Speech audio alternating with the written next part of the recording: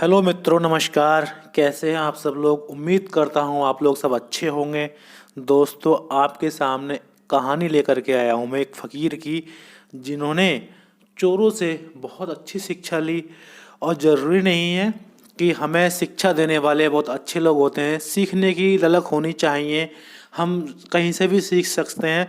हम गलत कामों से भी अच्छा अर्थ निकाल कर सीख सकते हैं।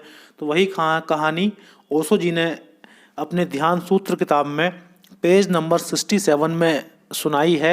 एक फ़कीर ने चोरों से कैसे शिक्षा ली, कैसे वो सीखे। तो दोस्तों, मैं सुनाने जा रहा हूँ आपको। अच्छी कहानी है, शिक्षाप्रद कहानी है। उम्मीद करता हूँ अच्छी लगेगी। एक फ़कीर था।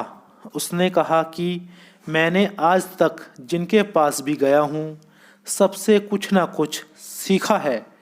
किसी ने पूछा, यह कैसे हो सकता है?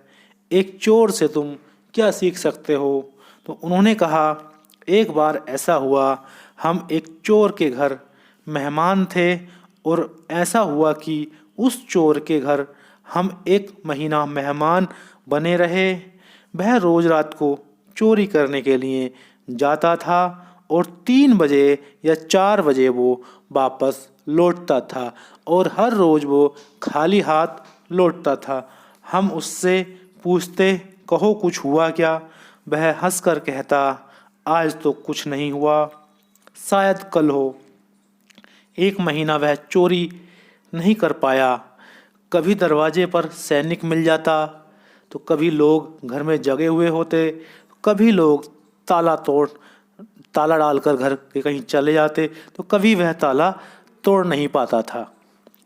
कभी भीतर भी घुसा, खजाने तक नहीं पहुंच पाया और वह चोर रोज रात को थका हुआ लौटता और हम उससे पूछते कि कहो कुछ हुआ? वह कहता, आज तो नहीं हुआ, लेकिन कल शायद हो। हमने उससे यह सीख लिया। हमने सीख लिया कि जब आज ना हुआ तो फिक्र मत करना, शायद कल हो। याद रखना कि कल हो सकता है, एक ना एक दिन जरूर होगा। और एक रोज एक चोर जो चोरी करने गया, निपट खराब काम करने का था, बहुत खराब काम है, वह भी इतनी आशा से भरा है। तो उस फकीर ने कहा, उन दिनों हम परमात्मा की तलाश में थे, हम परमात्मा की चोरी में लगे थे। हम भी यहाँ दीवारें खटखटा रहे थे और दरवाजे टटोल रहे थे। कोई रास्ता नहीं मिलता था।